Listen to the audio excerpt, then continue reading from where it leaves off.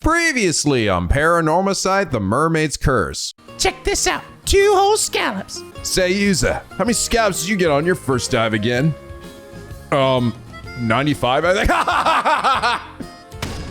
And now back to Mermaid Ward. Hello! NicoB! Back with some more Paranormasight, the Mermaid's Curse. When we last left off, we hopped back into Avi's shoes and we hopped back into Yusa's shoe. Sato. Yeah, Sato, I guess. Sato is confronted by Wakamura, saying that he's aware that she isn't human and that she's actually an immortal, or at least just seemingly can't die. And though Sato can't remember everything that's happened, it was Wakamura's hope that she would eventually remember and divulge her secrets. But seeing as that wasn't really happening, he ended up talking to Unkukudono about it, who then demanded that she be offered to him. And with Wakamura thinking that Sato has something to do with the Raging Waves curse, he agrees that by the end of the day, she'll be shipped off to him and offered as a sacrifice. But Sato's not really down with that. Also, she got confessed to by this weird douchey guy, Shotaro, which makes Tsukasa sad, but it was okay. Tsukasa so sweet and understanding. She knew that Sato wouldn't turn on her, so the two worked together to decide what to do about her situation when she divulges that she is, in fact, a very young-looking grandma. But when they return home, they get a creepy phone call with the person on the end seemingly knowing Sato and demanding that she leave the island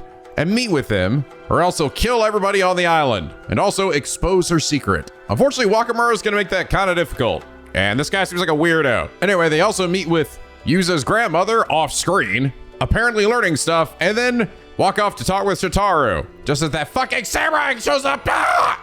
Oh god, it's this scenario again. But this time from Sato's perspective. She basically pretends to be in a daze, turns around, and just runs the fuck away. So now I think we're gonna see what actually happened to her after that incident. I will say it's gonna be hard for Sato to, I think, talk her way out of this one. Now, one thing you guys did bring up to me is that the game is actually telling me the dates for some of these events. Like, for example, this one is August 7th, which lines up with this one, right? This one is August 6th, lines up with that one. So you can sort of keep track of the dates. I think people said that in this event, this one was on August 8th. So it takes place a day after this one, though on this one, for some reason, not everybody dies. I don't know.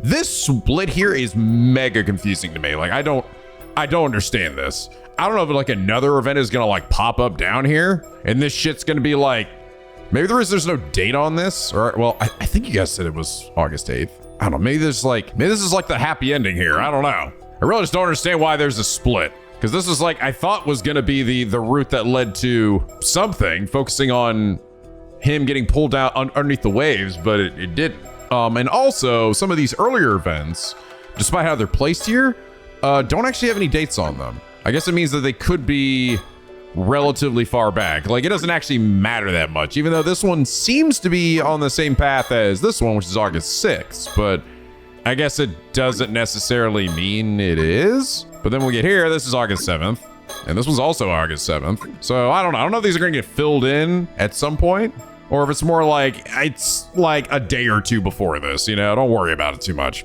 Shut up. I will say, it's very interesting. We haven't actually had, I'm surprised, we're up to episode 8 now. We have not had the storyteller interrupt us like at all throughout this adventure. And that happened multiple times, like quite a few times throughout the last game, where he would stop and ask us like, hey, what do you think about this thing, huh? How many times did Shogo kill people? And you're like, you know, like to make you think about the story here. We haven't really had any of that. Nothing super meta, at least not yet. I don't know, it's interesting. This game is very different than the first game. And again, I think that's good. You know, I think that there should be some divide between them. You guys did also bring up how this game isn't really about the Rite of Resurrection, right? And curse stones, like, curse stones are a thing that exists, but they aren't immediately tied to the Rite of Resurrection, which is about getting, you know, cursed dregs and blah, blah, blah. And also, somebody also pointed out that unlike the last game, when Avi got his curse stone, it didn't say that he was hit with a sudden urge to kill like it was in the last game. Everybody who got a curse stone in that last game had that happen to them. Because that was sort of the point, right? The Rite of Resurrection was all about this game of people killing each other in order to get curse dregs to seemingly revive somebody. But in this game, there is no rite of resurrection. We're not trying to do that, so there are no cursed dregs. But it's interesting then, because then it really does lead to like much less of a reason to kill anybody, unless you're, I guess, already fucking crazy like the samurai guy. It's less about soul dregs and maybe doing it for, I don't know, other regular crazy reasons, right? But that's really cool. I like that there is this commonality of curses and cursed stones and stuff between these games, but the fact that it is like a completely different circumstance makes this game feel different. I mean, that's just the end. That's just the bottom line. It makes the game feel different in a good way. I did also see some of you guys say that, like, you know, technically you can do this game like in a lot of different orders. And some people said they didn't do Avi's stuff until like way later. So all of the exposition that they got here was a bit later in the game and not necessarily front loaded. So I suppose so. It doesn't really stop the game from essentially having a big moment of just exposition dump. Granted, it could be that some of the stuff that was dumped here would have been explained in some of these other ones if I hadn't done it so early. Like maybe if I did this one first and then it would have been spread out a bit more and then Avi's, but I kind of don't think so, because so many of the big tales, right, are kind of like, I feel like it's the point of that scene, right? The point of this is really to give you like those specific tales because they relate to this specific story in particular, right? It'll eventually branch off into other ones, and there is overlap. Like I've seen things that these two have talked about and I didn't get updates to or I didn't get any new story segments because I already had them, right? But I feel like this one here is just a big exposition dump regardless of what order you do it in. So like, whether it's front loaded or you get it and end up getting it later, it doesn't really change my criticism in that way. It's just a lot, okay? That's all I'm saying. A lot without the actual plot really moving in any direction. But anyway, last episode, the Kingdom Kid said, Yuza, ha! You thought it was going to be an Avi episode, but it was actually a Yuza Sato, ha ha! You thought that it was a Yuza episode disguised as an Avi episode, but it's actually an episode about me, Sato. Thundercross Split Attack! Yes! The double fake out. God damn it. Now imagining Sato doing the fucking splits and pulling some dude's arms apart, then fucking X-arming their face to death. Using her ultimate immortal powers. Yeah, that would happen. I like that meme from JoJo has permeated my channel and continues to remain. I approve of that because that shit is like still like I think my favorite meme from JoJo. And it was from part 1. It's just so fucking funny to me. Anyway, Kingdom Kid, thank you so much for your fell for it, fool, Thundercross Split Attack. And is that reason you are comment of the day. All right, I think we're kind of in uncharted territory here. I don't really know what's gonna happen after Sato survived. Summary previous events. The slash from the curse leaves Sato with a large wound on her chest. She dies, but only for a moment, and then resurrects in front of everyone, revealing that she is no normal person. She escapes in a panic, unsure of what will happen next. I like when she gets sliced, by the way. She goes, shit! God wasn't expecting her to, like, curse like that. Motherfucker, this hurts! God damn it! Okay. Let's, see what happens. Okay, still August 7th, just in the evening now. Huh? Was I asleep? Oh, right. I got attacked out of nowhere, right in the middle of Chuo Street. Every time I come back to life, my head's always foggy and my memory's all over the place. Let's see, after I was cut down, everyone saw me resurrect, so I panicked and started running around trying to hide. But in the end, Mr. Wakamura found me. Now, I wonder, this is technically when everybody got cut down in the other scenario. So is that still going to happen? It would seemingly should, because I haven't really done anything. He told me to stay put in the house and keep my head down. Sounds like things are getting pretty chaotic on the island. All because of me. Apparently Mr. Wakamura told everyone he would handle it, which helps smooth things over. What now? It's dark and creepy in here. So now everyone knows I can't die. Be that as it may, I've still got something I need to do. This is it. Time to see it through. Today's been so hectic. I need to take a second and gather my thoughts and figure out what comes next. Curse of the Raging Waves, threatening phone call. Wait, hold on. Damn, some creepy ass music rap playing. Any birds in here? Just decide to spawn in the evening? Not that I can see. This fucking flag. Kamishimara is still in his usual spot. It's really reassuring to see him. It's already pitch black outside. It's quiet. Too quiet. It's putting me on edge. The phone's quiet now, so it stays that way. Oh! No signs of anyone out there. Wonder where Mr. Wakamura is. Probably getting fucking sliced in half. One's about to fucking demon die today, boy.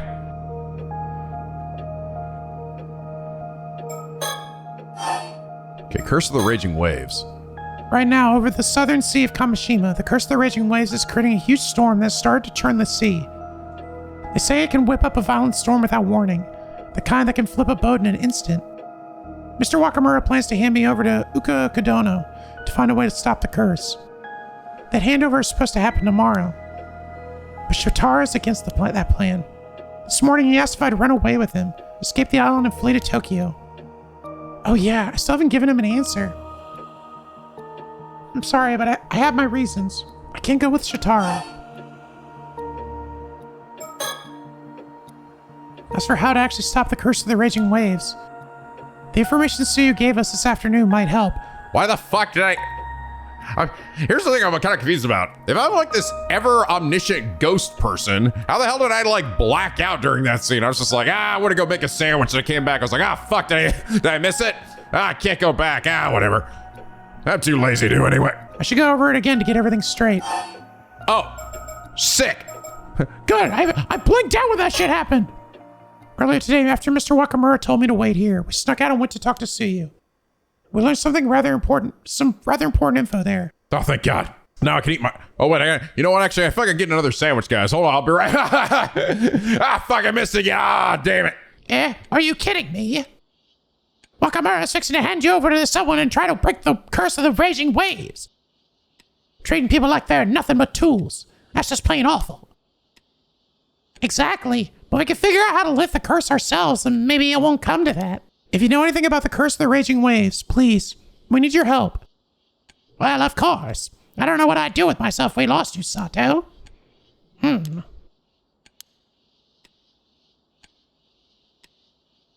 Well, reckon it's fine to tell you. I was about to tell Yuza and Azami later anyway. The information that she was going to tell us before she got fucking sliced in half. Come on, you two. I've got something to show you. So this is... Okay, so now we're finally getting the information that essentially got robbed of us, right? Which is...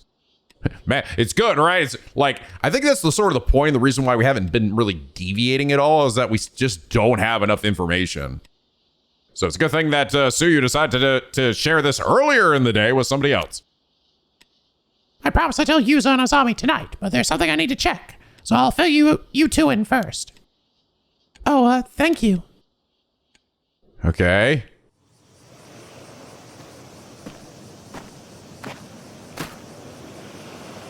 It has to do with these birds. Damn it. There it is, just as I remember it. So are you sure you're okay to be climbing these rocks with your injured leg? Oh, don't worry about me. Still got a few tricks left in these old bones. Truth is, I put together a little shrine behind these rocks. Nobody else knows it's there, so it's been hidden here for ages now. Really? There was a shrine all the way out here? What the fuck is that? Oh, is this one of those bronze mirrors? I think I saw one in my history textbook once. Oh, this got brought up before. And one of the other entries, the idea of like, because we brought up mirrors before, and I was like, what, like the mirrors that I was getting that that other chick was handing out? But no, those things are made of wood. So this is one of the special ones. It's kind of old and worn, but it's so small and cute. Whoa, what the? What was that reaction, Sato? It's a beauty, all right, but there's a lot more to it than it looks. Birds? Any birds? Birds? Nope, no bird. Sound of crashing waves and the distant roar of the sea fills the air. The weather's so nice, and yet something about it has me on edge. Because we're all about to imminently die. Having Tsukasa here with me means more than I can say. How far will she follow me in all this, I wonder? We'll see what Suya has to say. Anything else? No? Even out here, Suya remains her usual calm, unshakable self. Unfortunately, that only makes it harder to tell where the jokes end and the serious talk begins. I think I might have picked up a bit more of that from her. Suya, what exactly is that mirror? This here used to belong to Mare, Yuza's mother. Wait, Yuza's ma? Well, to be precise, Mare found it at the bottom of the old well after she came to Kamashima. The old well? That's where this bronze mirror came from? Sure is, but I don't know much beyond that, I'm afraid. Anywho, she said we had to keep it enshrined somewhere that overlooked the southern sea, so we tucked it away back to here. It was here even back when Mare was still alive. That's gotta be near 20 years now. That's a long time. For you? Wait, I didn't know that bronze mirror. No way. I almost want to see where the fuck was this mentioned again. Ah, here it is. Hearing this, Princess Hatsune volunteered to sacrifice herself in hopes that it would bring peace to the souls of the islanders who had looked after her during her time on Taishima. With their noble sacrifice, the storm at last died down and peace was restored to the seas around the island. A bronze mirror in Princess Hatsune's possession at the time was imbued with power to serve as a talisman to calm raging waves. It was passed from person to person over the years, eventually making its way to Kamashima. Tsuchimikado Harukage was also able to seal the curse of the Forsaken Fish in the wooden accessory that Princess Hatsune had been wearing, turning it into a curse stone. Okay. So this is the mirror. Yeah, I think that's it. All right, here we go. So does the mirror have some kind of connection to the curse of the raging waves? Sure does. Listen, all I'm about to tell you is just what Mare once told me. But I trust her with all my heart, so I'll speak as if I know it all to be true. Yes, of course. This curse of the raging waves isn't some tiny little curse that someone can just throw out whenever they like. It's a massive curse that's been churning down off the southern coast of Kamashima for a good 400 years now, non-stop.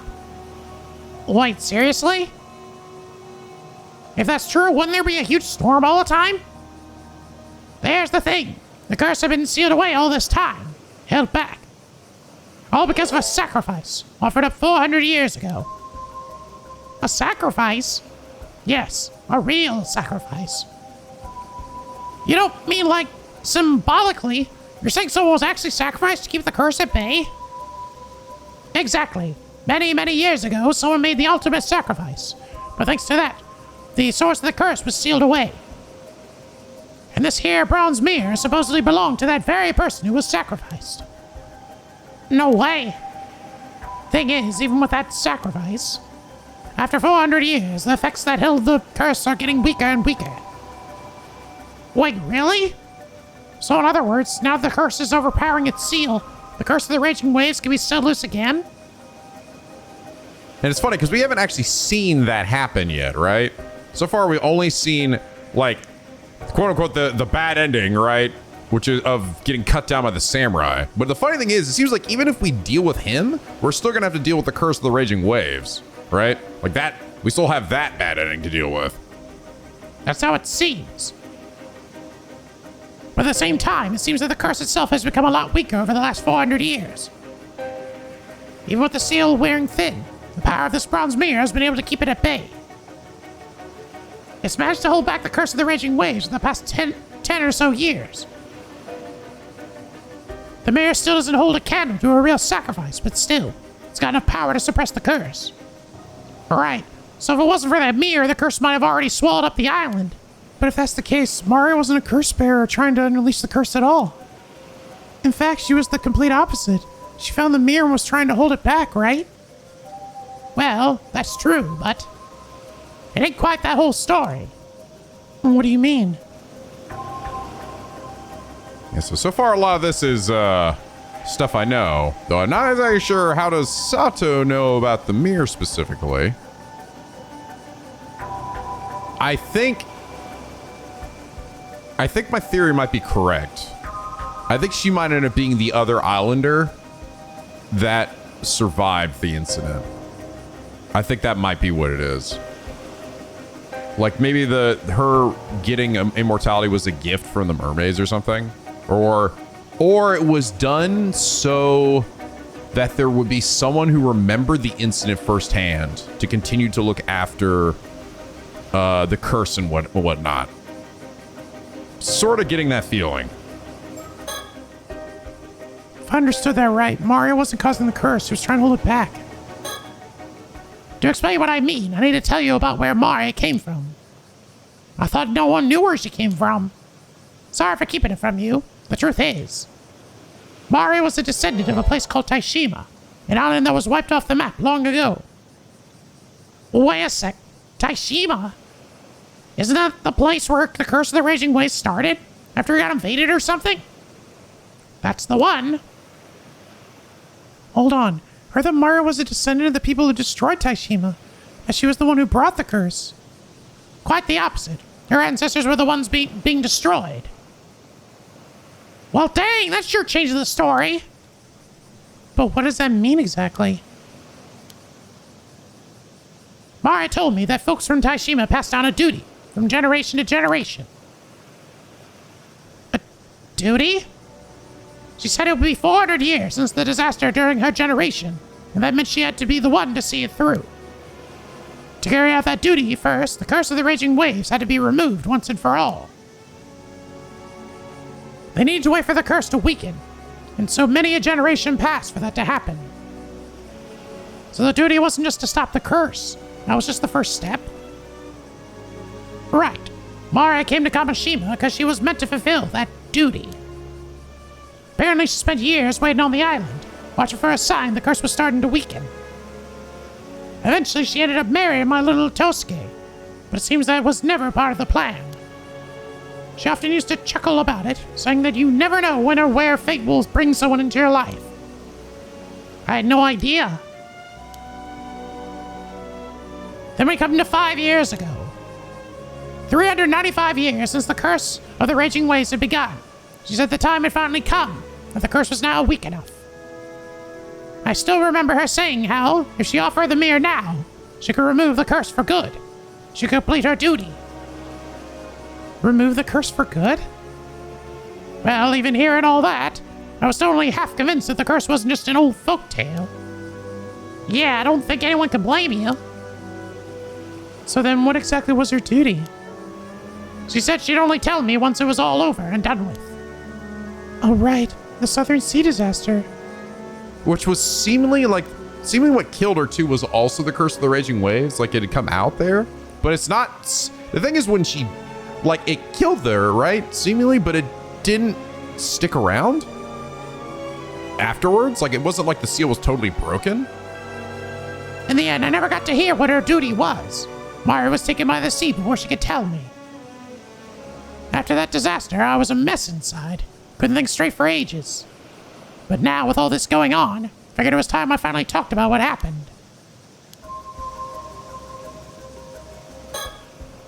That day, 5 years ago, out of the blue, Mari suddenly said the time had come. She headed out to sea, bronze mirror in hand, ready to end the curse once and for all. But you know the rest. So she must have recovered the mirror after what happened. I reckon she failed to do it. She failed? And then that triggered the storm and the whole disaster? That's how it looks. Yeah, but I guess it died down afterwards? Thinking back, it hadn't quite been 400 years yet. Maybe she rushed it, felt like time was running out. I think she tried to end it, and the curse just lashed back, causing the tragedy. Wonder why she would have gone early, you know? I know folks want to blame her, but I could never really say anything to stop them. One curious thing, though, Mari took this bronze mirror with her when she set out. But when Yuzo was the only one found alive, he had the mirror on him. Oh, okay. Maybe that's what saved him. Just him by some miracle. At the very least, I'm grateful that he came back safe. Yeah, when they found Yuzo that day, I remember bawling my eyes out, I was so relieved. After that, I offered a little prayer of thanks to the mirror and quietly returned it to its shrine in the bay. For the next 5 years, there was no sign of the raging waves. Everything stayed calm, up until now. That does explain a lot. But there's still one thing I can't quite make sense of. What's that? I know she took Tosuke with her as he was the one who handled the boat, but I never understood why she'd take little Yuza with her too. Yeah, that is a bit odd. Yuza says he doesn't remember a thing, so he'll probably never know the truth. Not to mention that Mare's so-called duty also still remains a mystery. All that's left is his bronze mirror, and 5 long years since then. Darn. I kept hoping that maybe, just maybe, the curse of the raging waves would fade away on its own. But now that they say it's growing stronger again, I have to say the despair is setting in. So, something just came to mind.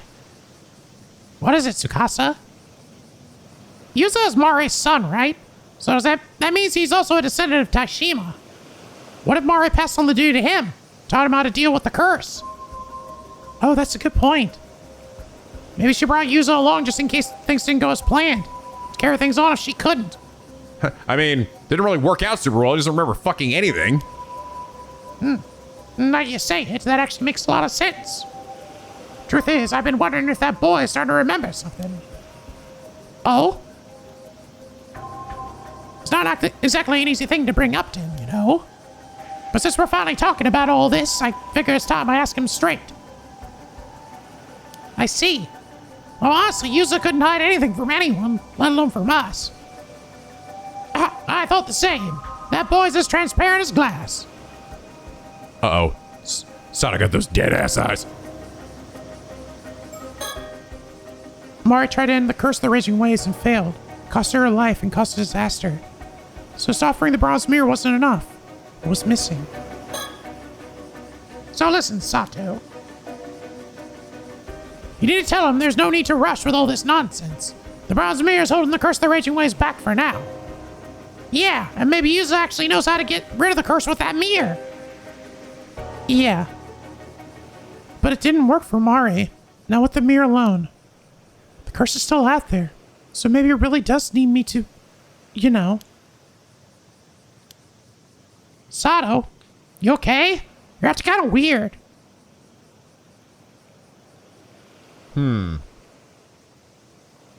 Is the idea that she needs to act as a sacrifice or something? Is she like a descendant of the other chick? Well, I don't know. I mean, well, the idea was I don't know if that's what she's thinking of, right? That Odahime, right? There's this other islander, though, we don't really know anything about. But I feel like it's going to end up being her. But she can't really die, so I don't know. I don't know if there's like...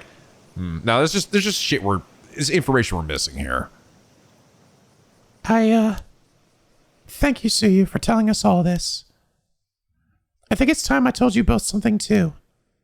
I actually remembered something the other day. About who I used to be. What, you mean you remember it even more? Yeah. Sorry I didn't say anything sooner. I guess I'll just spill it. The one who was sacrificed here 400 years ago. That was me. What? Wait. What? Huh? No, it wasn't Odahime. It was Hatsune. Princess Hatsune. And Princess Hatsune was... I got so much information here. The adopted daughter of Sumitaka, the one who opposed approaching Taishima. Oh. Was this... Hearing this, Princess Hatsune had volunteered to sacrifice herself in hopes that it would bring peace to the souls of the Allens who looked after her during her time on Taishima. With the noble sacrifice, the storm at last died, peace was restored. A bronze mirror in Princess Hatsune's possession, it's literally her mirror at the time, was imbued with the power to serve as a talisman to calm raging waves and was passed from person to person over the years when she makes her way to Kamishima.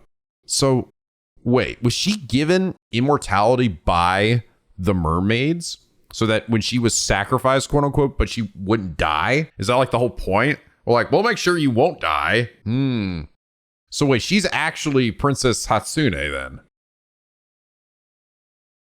and also Osato as well, which is Yabakuni. Huh? What? Wait, hold on. 400 years ago, you pulled my leg at a time like this. No, you see, the truth is... Well, I'll be. So you're telling me you're immortal? You promise you ain't pulling my leg. This one's a bit too hard to swallow. I think the reason the curse is getting stronger is because I woke up 3 months ago after sleeping deep down on the seafloor. Oh.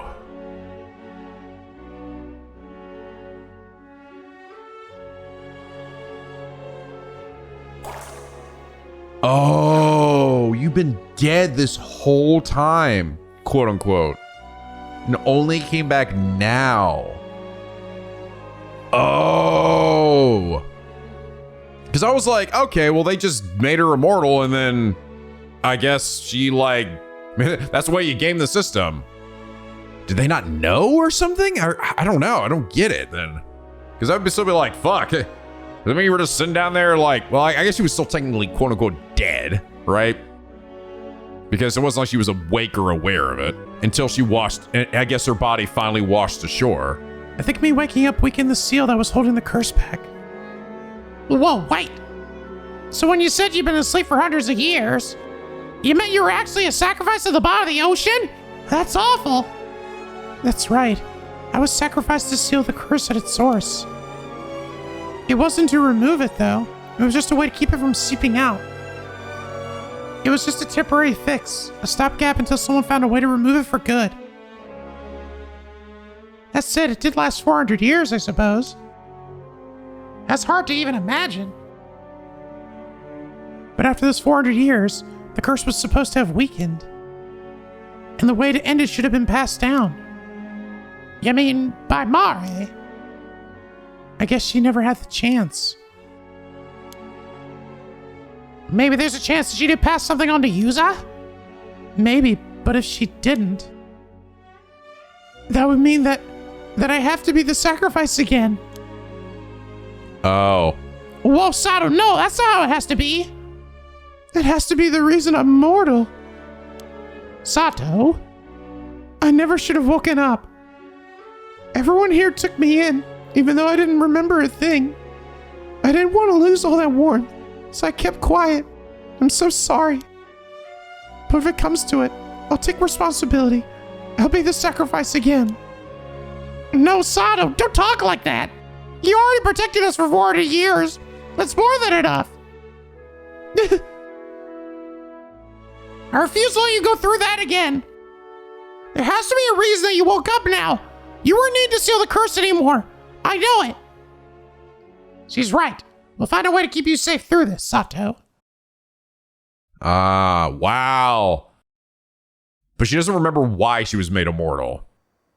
Interesting. So it seems like, yeah, like, is that the idea that, okay, well, she has to be sacrificed again if she, like, wakes up, potentially to hold it back? Okay. I got a bit overwhelmed back there. But so you and Tsukasa both told me that there was no need for me to be the sacrifice. Still, I can't help but feel I have to do something. Of course, if there's anything I can do to avoid being sacrificed, I'll do it. Man. Damn, it's just getting wild, bro. After talking with Suyu, we put the bronze mirror back in the shrine. With the curse so unstable right now, moving it away from the shrine seemed like a bad idea. Suyu says she plans to tell Yuza and Azami the same thing she told me. Yeah, I think Yuza probably just needs to remember some shit. Remember more shit. If that leads to anything new, they'd let us know. That bronze mirror definitely was something I owned a really long time ago. I never imagined it held power strong enough to suppress a curse, though. But even offering it up didn't fully get rid of the curse of the raging waves. Which means there must be some other condition that wasn't met. The real key to ending the curse has to be tied to something, or someone, related to Mare. Hopefully Suyu will be able to tell the others more about that. That said, It's possible Uku Kodono already has that exact same information. Okay, now the threatening phone call. Earlier today, I got a creepy call demanding I turn myself in. They said if I didn't comply, an assassin with a curse would start killing people. I didn't go. So this person, so if she's been gone this whole time, right? Then who the fuck is this person? Is it another immortal? If they know Asato, specifically Asato. Oh, no, I've checked the story now multiple times. I was about to check the story again, but I was like, no, there's nobody else in that story. It was just like, the story about Asato was that she got fed mermaid flesh, turned immortal, and she's like, why the fuck did you do that? Or something. And then she's like, well, I guess I'll just turn into a nun now, and that's it. But that doesn't even take into account the fact that she was seemingly also sacrificed for all these years. So, like, at what point did she meet this person? It feels like it would also have to be, like, another immortal. So if I didn't comply, an assassin with a curse would start killing people. I didn't go. Sure enough, later that evening, I was struck out of nowhere by some invisible slash and killed. Whoever did it was probably testing whether I'd really come back to life, while also showing off their power all in one go. And it worked perfectly. The island went into panic, with people both terrified of me for not dying and of the one who attacked me. And if it really was an assassin mixed in among the locals that used a curse to do all that, we're in serious trouble. I don't know. Yeah, it's like, it's hard to know if this is, it's hard to know if that was specifically an assassin. I felt like it was, they were talking about Avi, and Avi was so that they could like focus on him, right? But that doesn't seem to be the case, because they said specifically it was someone who had already like infiltrated and is a part of the village, right?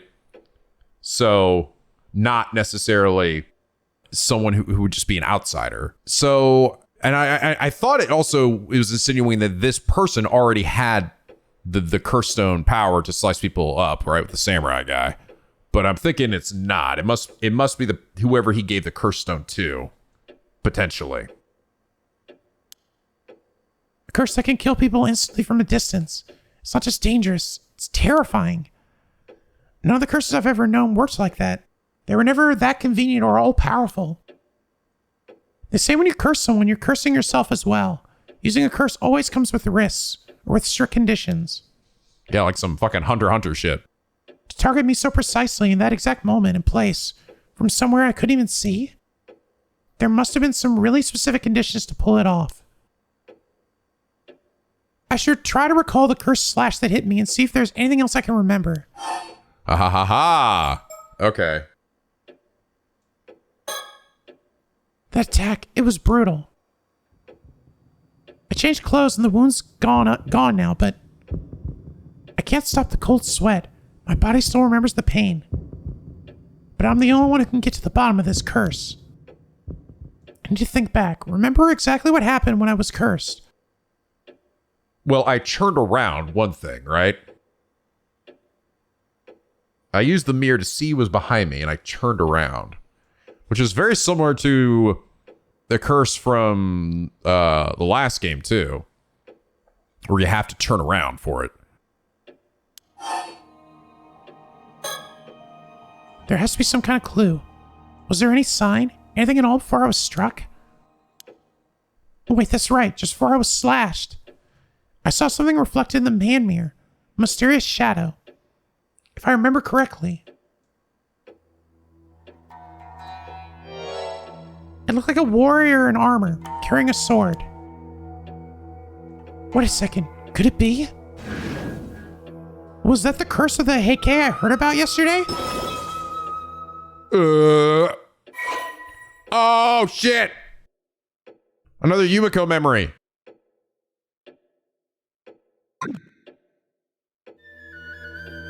Curse that delivers a single hate-fueled strike from a sword. And his shadow was already there before I was hit. Which means, if I can spot that armored warrior's shadow again, it would mean that the assassin using the curse should be nearby. Damn it, I should have asked more questions yesterday. That cursed shadow. It showed up in the mirror, but when I turned around, there was nothing there. Does that mean maybe it's only visible in mirrors? If that's true, I might be able to use this Kameshi Maru hand mirror to spot the shadow before the curse strikes. I could go looking for it with the mirror, but maybe I should practice a bit.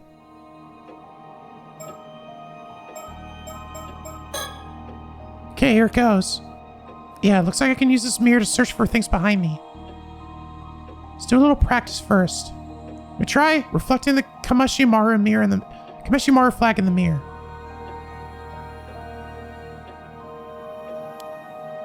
Once I can see its reflection, I'll take a closer look at it in the hand mirror. Okay.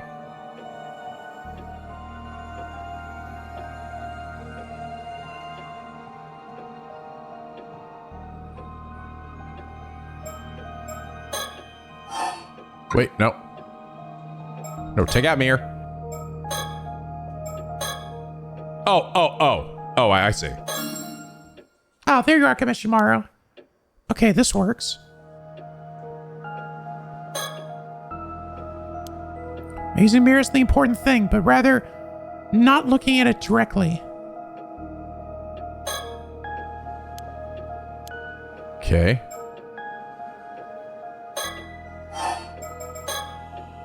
I should also reflect a bit more on what I know about Unkukodono. Seems that Mr. Wakamura still hasn't figured out who the assassin is either. Whoever they are, they're blending in with the locals and triggering the curse with ease. As far as I know, only a psychic with a powerful spirit sense could use a curse like that. Is there really someone like that on this island? Maybe it's the sorcerer who's working under Wakamaru, who we haven't even seen yet, by the way. The killing definitely won't stop with just the attack on me. Even if the man on the phone was ranting about killing everyone off one by one. But at least for the moment, it seems pretty quiet outside. Still, there's no telling when it'll start. If that caller really can wield a curse, maybe turning them down wasn't the smartest move. Then again, there's no way I was just going to hand myself over. And like Shotaro said, there's also a chance the caller was working for Unkukodono. Okay, if I can catch the shadow with the mirror before anything happens, then maybe I can find the assassin right as they are about to use the curse. Wait, one problem. If anyone on the island sees me now, it'll just cause more panic. I'll have to stay hidden while I move around. Oh shit, I'm going on a hunt. Guess for now I just need to do whatever I can. I'm gonna go watch Yuzu get his head cut off. If I can find that armored shadow again, maybe I can at least deal with that curse. I have to try and avoid places with lots of people around though. Okay, and this is where I guess maybe I'll have to, okay. I wonder if this is like, I might have a limited amount of time maybe to find the assassin before he kills everybody. So, okay, here we go. I might be able to actually avert this fate here. Let's try the jetty.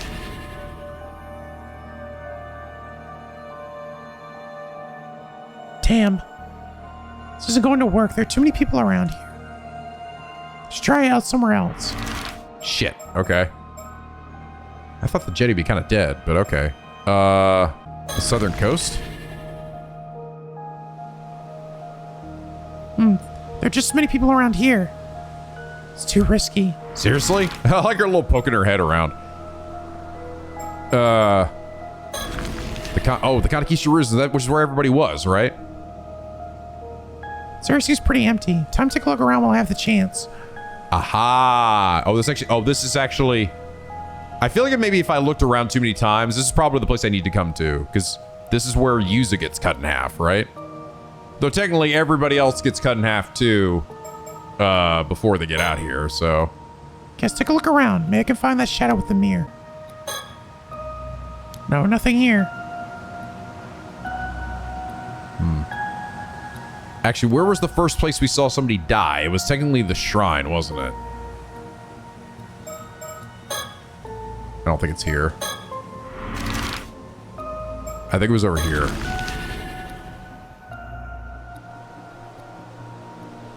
Nobody around here either. Let me take a look around. I think I'm gonna find it here. Still, even if I do find that shadow again, does that mean I'm going to get slashed again?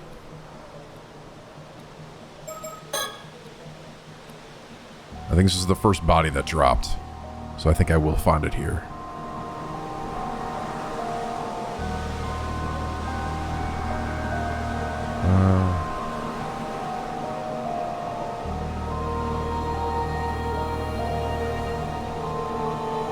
I thought it was.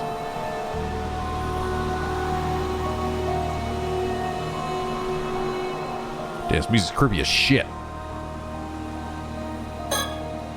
No creepy shadows here. Damn. I mean, not then. Oh, wait, no, I'm an idiot. I'm a fucking moron. It was over here. It's where Suyu was. Suyu was the first one to get cut down, not here. I can find something here. It was here. I'm a fucking idiot. I forgot Suyu was the first one. Wait, didn't Suyu say she was meeting Yusa and Nasami here later? So go around quickly before anyone shows up. Okay, no, it's totally here. It's totally here. Okay, you're ready. You're ready, penguins.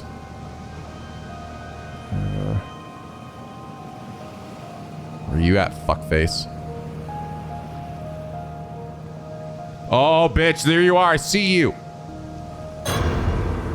What the? It's there. I saw it. So I thought. I can't see anything directly, but... No, don't turn around and look at it. It was right there, right by those rocks. Which means that the assassins should be nearby.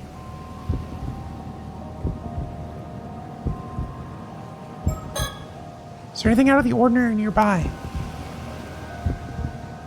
Hey! Huh? Who's that? Damn it, they took off. Wait! Are they naked? Damn it, I lost them. Well, someone as out of shape as me never had a chance to catch up. I don't really know if they went this way. This is hopeless. Damn, completely out of breath. To think this far ahead. What did I think I was gonna do if I actually found someone? Anyway, running around in the dark isn't gonna get me anywhere. But I did see that shadow again, along with someone suspicious nearby. Taking off like that the second I saw them was just the most obviously suspicious thing they could have done. It pretty much confirms that there is an assassin using a curse to attack people on the island, just like the phone caller threatened. But even if that's the case, is there anything I can do to stop it? I mean, I'm not exactly built to fight. Pretty sure I'd lose to just about anyone. Aw. I can't do this alone. I'd find someone to help me. But who can I even ask at a time like this? Wait, hang on. Wasn't Suyu supposed to be meeting Yusa and Nozomi down by the bay? Oh, please no. Gotta get back and warn her, now.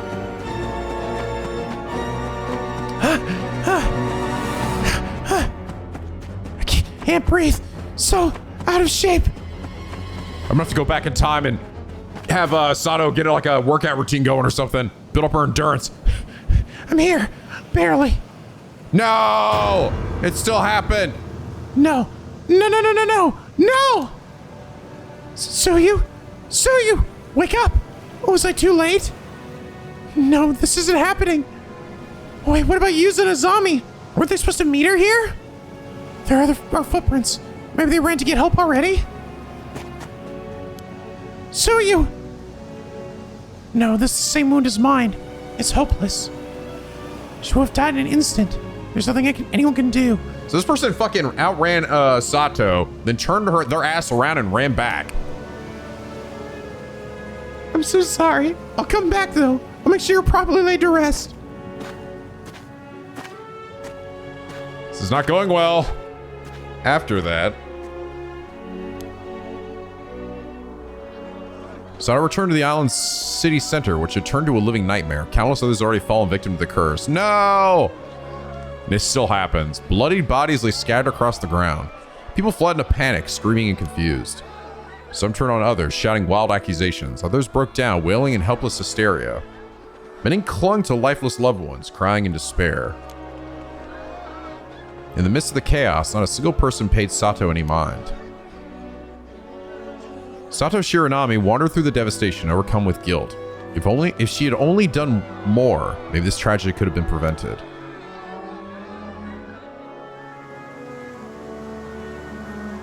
If I had just listened. If I had just done what the damn phone caller had told me, none of this would have happened. This is all my fault. It's all because I dared to hope that I could keep on living.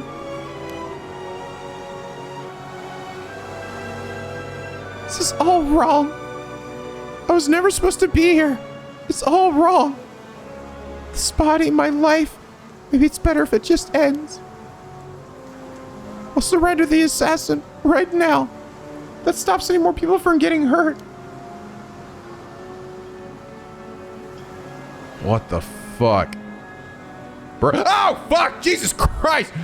Fucking dude, get out of here! Looking for birds! Frick the shit out of me! What's the blood doing here? It's a pool of fresh blood. Someone must have collapsed here too. Jesus Christ, Wakamura, you scared the fuck out of me. Mr. Wakamura, what did you... Sato, where is Tsukasa? Tell me where Tsukasa Uwao is right now. Huh? Tsukasa? Why Tsukasa? Can't believe I missed it.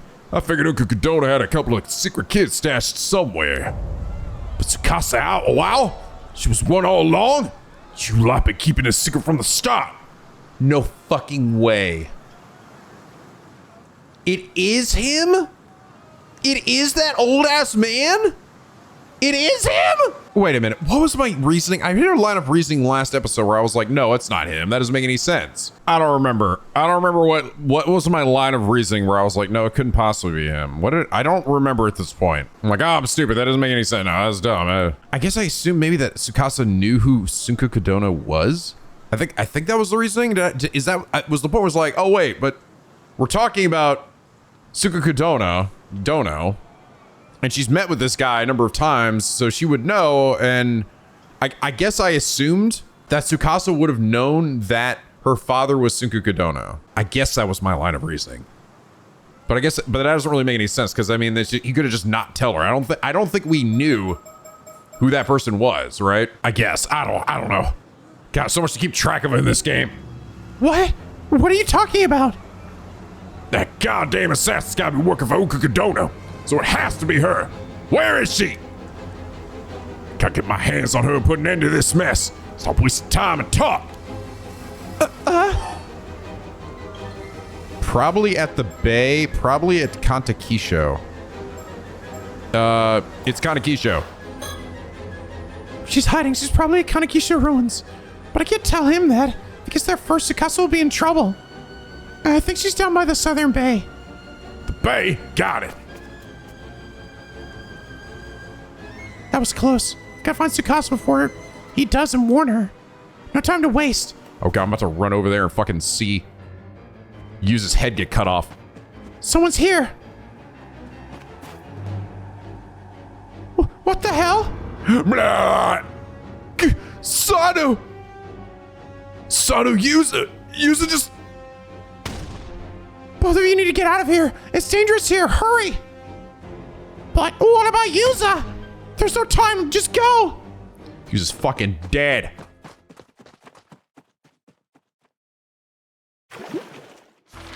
Huh? Oh my god, we're still going. Whoa, all right. Oh, this happened between when they met with Unko Godono and when they went to investigate the mermaid. They met with her, huh? The Tragedy of Kamishima. Let's go back here and do this one. I haven't seen these two in forever. And I missed them. Okay, so this is after they met with Unko Godono. Yumiko and her partner learn about the threat of the Curse of the Raging Waves encroaching upon Kamishima and head over to warn the island. Back to August 6th again. Wakamura Residence is just up the slope after you head through that valley. All right, they got directions from them. That's right. I remember this. I missed them mentioning this, but we never saw this conversation. It's a bit of a maze, though. Want me to show you? Ah, so it was that way. Oh. Finally using her spirit sight or whatever. Granted, it's happening in an obligatory scene here. Or someone actually had a reason to activate it on my own, really. Thank you. We should be fine by ourselves, I think. Got it. Take care then. Ma'am. Is something the matter? No, it's nothing. I'll tell you later.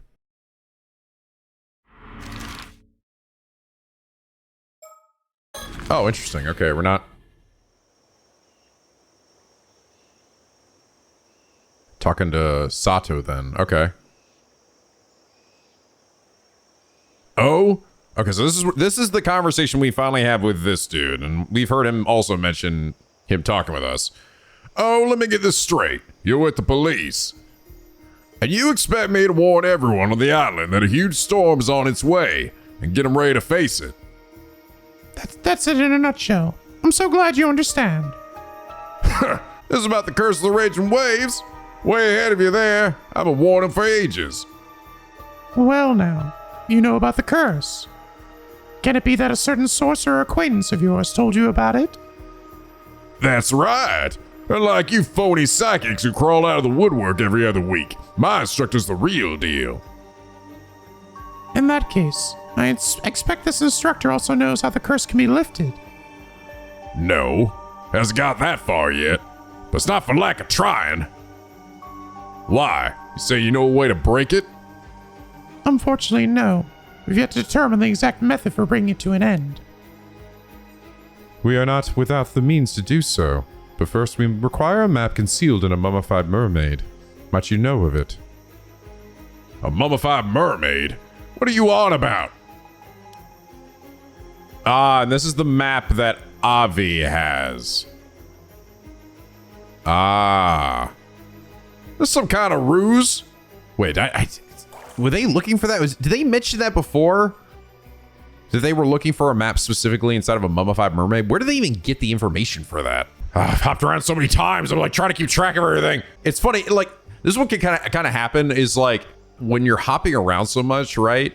And sometimes you'll get information from something, but you have no context, and it's like the first time you've heard it. So it doesn't seem to relate to anything. So it doesn't sit with you or register as much. But now that I have this connection of, oh, what that thing was, what it led to, what it meant, right? Now it's like, okay, stronger connection made.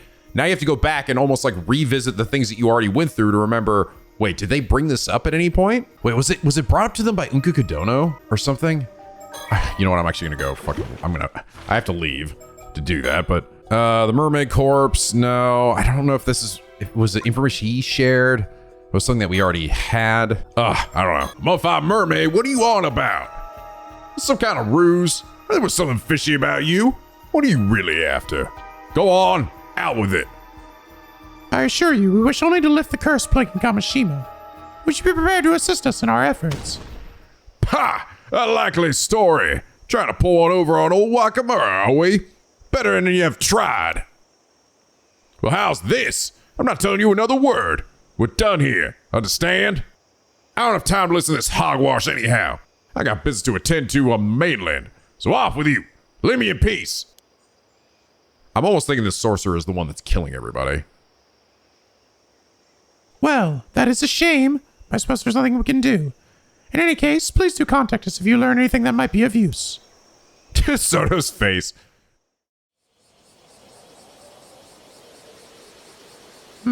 Not very cooperative, is he? I don't see why he's so suspicious. He had his hackles up from the first. Perhaps he's so accustomed to dealing with rough customers that he can't believe anyone would be sincere. However, he does seem to be as interested in breaking the curse of the raging waves as we are. True, and the sorcerer of his must have some psychic ability if they're able to perceive the curse. Wish I thought to ask their name. Oh, I think I have an idea of who it might be. It's a small world, this industry. Oh, really? Mr. Yamashima called them a big shot who's appeared on television, and I recognize their mark on the implements in Wakamura's room. Oh, really? It must be Suigen Gamyodo. That's a new name. Gamyodo? Never heard of him. No, they used to make frequent appearances on occult programs, though they always had their faces on camera. Sorry, it's not ringing any bells. Well, lately, they seem to be raking in a fortune as a corporate consultant for hire. Their powers have a reputation for being accurate and potent, and their popularity has grown to the point where they can essentially name their price. If they're that good, maybe we should let them take care of the curse of the raging waves for us. Perhaps I should mention, Gamyodo's popularity has reached such heights only very recently. Up until last year, they had a very poor reputation among others in the industry. In fact, as I recall, on the list of notable psychics kept by the Paranormal Affairs Bureau, they were given the lowest rank. In other words, they were put on the same level as sham mediums riding the wave of the occult boom. Huh, I'd forgotten about that list. While their sudden rise to fame and fortune after changing up their business at the end of the last year is certainly suspicious, I am more concerned about the possibility that they are using a harmful curse to suit the needs of the highest bidder. This guy's... I like Soto. He's fucking bad. He's pretty badass. Regardless, I'm not so sure I would trust them to handle this affair on their own. You never know. Maybe they just had a change of heart and started training seriously. Even so, I highly doubt they would have time in their busy schedule to venture out here and solve this case in our stead.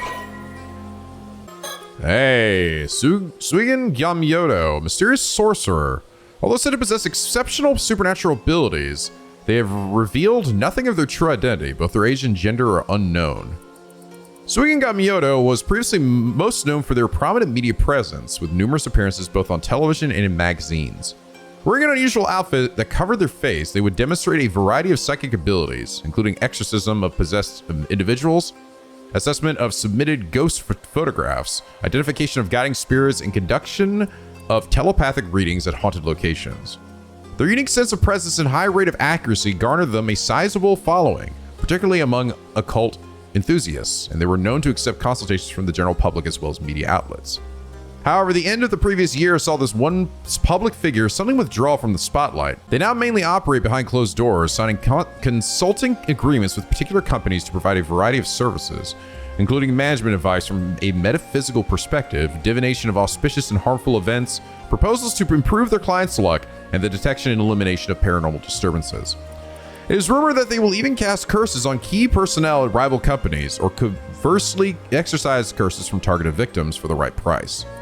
The undeniable potency of their spiritual abilities has earned them immense trust from both the executives of their contracted companies and other wealthy individuals, and their behind-the-scenes reputation continues to grow.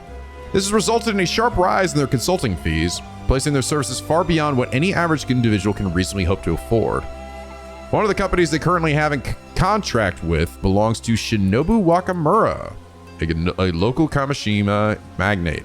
Among psychics, opinion on them is more divided. Many have noted that their spiritual ability during the time they were openly active in the media was too weak to allow them to perform advanced techniques of any sort. To the extent that they were considered little better than a fraud, leading to suspicions about what prompted their sudden change in course.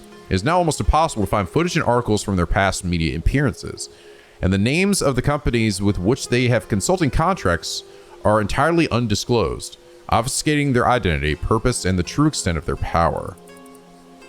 Interesting. I'm almost wondering if this guy is like a complete fraud or sham, and maybe he's the assassin who was given the curse stone. Maybe they're being like aided by the person who was on the phone, right? Who maybe does have some actual spiritual power to help them, or is blackmailing them. I don't know. Actually, is there any more updates? Tsukasa, no. Ah, here we go. Oh, Here's the conversation I was waiting for. you're the girl who showed us the way earlier. Good thing I caught you. Mind if we have a word? Actually, I'd rather not. I'm afraid you don't really have a choice, because I already know that you're an 800-year immortal. What are you talking about? Don't even bother. That shocked look has already given you away. Besides, you have nothing to fear. Your secret's safe with me. Come on, let's take this somewhere more private.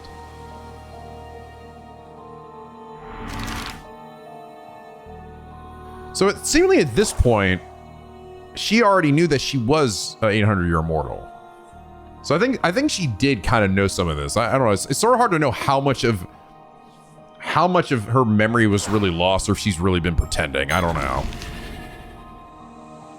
Some of her thoughts to herself sort of seems like she has forgotten, and sometimes moments like this, like I think at this point, I think she was supposed to not know. I think. So in short, when you came to, you'd been washed up on the shore of the bay. Wakamura took you in. And that's as far back as your memories go. You don't remember anything about your life before that? Not even why you became immortal? No, except I'm pretty sure I was forced to eat mermaid flesh by someone. But you don't know when or why? No.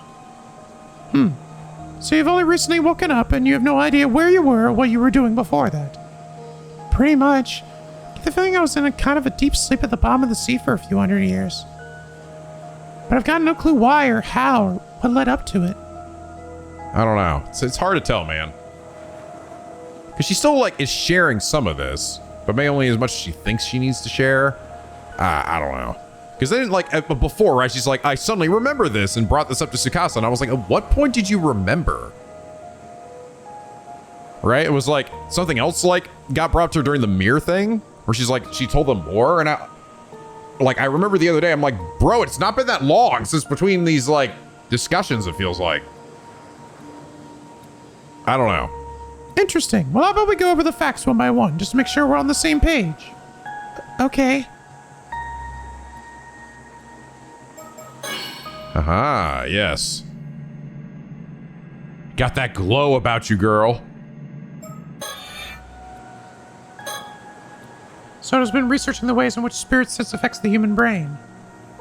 So I'm sure you must be curious what effects longevity has on the minds and psyches of 800-year immortals.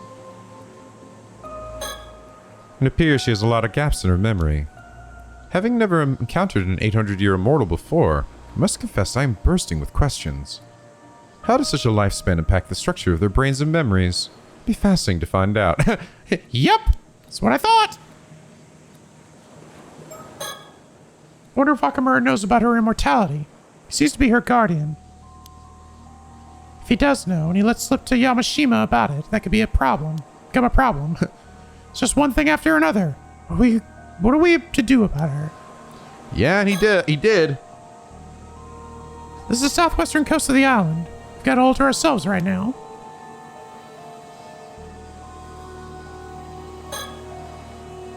This girl, she calls herself Sato Shiranami. Wonder if she made that name up. Either way, I doubt we'd find her in the civil registry. That shouldn't affect her life too much while she's living in Kamishima.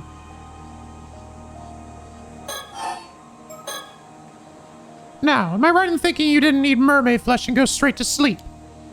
You were up and about for a few years in between, at least. I think so. What interests me is the fact that you are already familiar with the term 800-year immortal. It is not a widely known concept. You must have been in the unique position to acquire knowledge of it before you went to sleep. Yeah, I have a vague memory of being told that's what we were called. But I don't know when that happened or where, let alone who it was. Maybe you'll remember in more detail if we touch on some other topics. Guess we'll just have to go by the process of elimination. Work our way down the list till we get a hit. The reason for visiting. Come to think of it, I'd say it's about time we introduced ourselves. I'll admit we don't exactly look the part, but the truth is... You're with the police? Wow, I never would have guessed there was a paranormal affairs department. Honestly, I thought all psychics in this age were frauds. At least that's the impression I got from watching TV. To be fair, the majority of them are. But for the record, our department is officially approved by the government. Really? Huh. Back in my time, psychics were treated as onmyoji, and even held official positions in the Bureau of Onmyo, a public institution. Oh! You seem to know a lot about that. Were you involved somehow? Huh? Oh. I explained all that without even thinking. It just came naturally to me. Honestly, I'm as surprised as you are. Guess this means I must have had something to do with the Bureau of Onmyo. And it seems your memories aren't lost after all. All we have to do is find a way to trigger them. Oh. Okay. The Bureau of Onmyo was one of the government offices under the Ritsuryo system, existing from the Asuka period through to the early Meiji era. Based on the practice of Onmyodo, it generally oversaw such matters as astronomical observation, the creation of calendars, and the management of time systems, and the divination of auspicious or harmful events. However, it is also said that it occasionally invoked powers beyond human understanding to handle the banishment and cleansing of disasters and impurities. The young Myoji affiliated with the Bureau were not merely diviners, they were also bureaucrats, albeit ones possessing advanced training in mathematics and knowledge of astronomy. In some eras, their influence was even great enough to sway the very course of the nation, and their presence in the imperial court was highly valued. Spiritual practitioners in the service of the state were also formally inducted as Myoji, operating under the banner of the Bureau. The current treatment of spiritual phenomena as non-existent largely stems from the abolishment of the Bureau of Onmyo during the Meiji Restoration, in line with Japan taking on the principles of science and technology as the new framework for the nation. Over time, state involvement in spiritual matters gradually came to be seen as taboo. However, psychics continued their work to maintain public order behind the scenes, passing this torch down through the successive generations until the establishment of the new Police Act in the latter half of the Showa period, whereupon their work eventually came to form the foundation of the Paranormal Affairs Bureau. Cool. I think it was one of my 5 remaining ones, and I've only got 4, I believe. I also realized this doesn't actually technically count for the profiles. I can still get profiles. On that one, I can't tell how many I have. There's no like question marks on this one. It's just like, yeah, people just get added in here. Here's why I start a different set of rules. So anyway, what are a couple of Paranormal Affairs officials doing on Kamishima? Working a case, of course. What else? Our job is to resolve incidents caused by curses and paranormal phenomena, and wherever possible, prevent them from occurring. It's up to us to solve the greatest mysteries and do whatever it takes to keep the peace, which is usually a lot. Oh wait, does that mean something's happened here? You don't know, huh?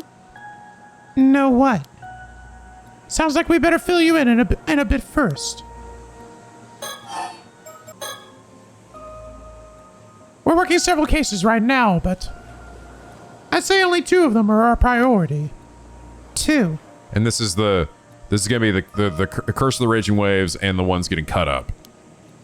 Mind you, we've known about the first one for quite some time. The Curse of the Raging Waves. We've come to lift it before it unleashes a huge storm on the southern sea of Kamishima. The Curse of the Raging Waves? That's right. Ever heard of it? No, never. That's to be expected. I imagine the Islanders aren't too fond of discussing the disaster. Is that true, I wonder, right? Anyhow, the situation is ongoing. As for the other priority case... Right, you mentioned there were 2. Like, again, was that her actually remembering Sato, or did she, like, let that slip by accident, right? We actually only learned about this one after we arrived on the island today, but... Protocol dictates that we have to deal with any 800-year mortals we find. What? What do you mean, deal with? It's not all that difficult to understand. To begin with, 800-year mortals shouldn't exist in this world. And if their existence were to become public knowledge, it would lead to an outbreak of trouble of every kind. Heck, some people are already looking to gain immortality for themselves at any cost. What? The heart beating. For the sake of maintaining public order, it's vital that the world remains convinced immortality is just a myth. However... Oh, no, this is talking about her, dealing with her, basically. Not the sword guy. Stop her, Soto. Halt! Ah! Use my curse!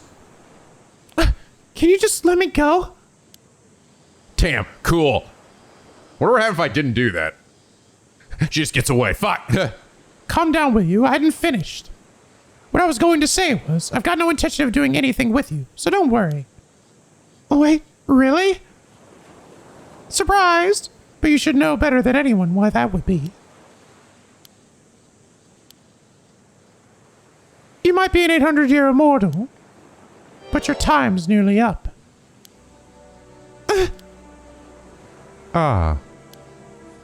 These eyes never lie.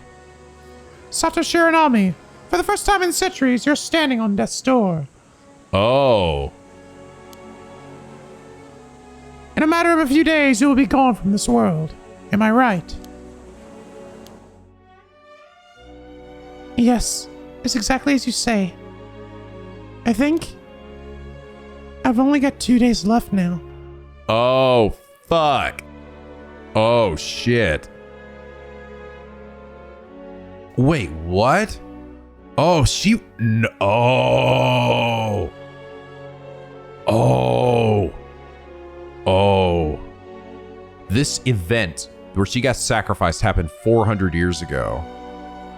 She's been alive for 800 years. That means she's been immortal way before the Raging Waves incident. So she's been, it wasn't specifically for this, like after meeting the mermaids and blah, blah, blah, blah. No, like she's been immortal for a long fucking time. So we don't actually really, okay. So my theory about why maybe she was given immortality is not right. Because she got it way earlier. Just 2 more, huh? So you knew this was coming, but you chose to make a life for yourself on the island, even so. Yeah. I've known all along, from the moment I woke up. Really? Well, now you know why I'm prepared to turn a blind eye. We still haven't, by the way, got an explanation as to that mark on her neck, by the way, which you only can see from this side. You don't see from the other side. Something's going on with Yumiko, too. In just 48 hours, give or take, you'll fade away, and that will be that. Damn. Of course, you would have to swear to keep your identity a secret to the last. But provided you can keep your word, you're free to go. I see. So normally they would actually have to take her in because she's an immortal. I see. Wow. Fuck. I can, and I will. Thank you. I mean, so Sort of. I tell a couple of people, but come on. Don't thank me yet. There's another matter I'll be needing your help with if I'm to leave you be. Another matter?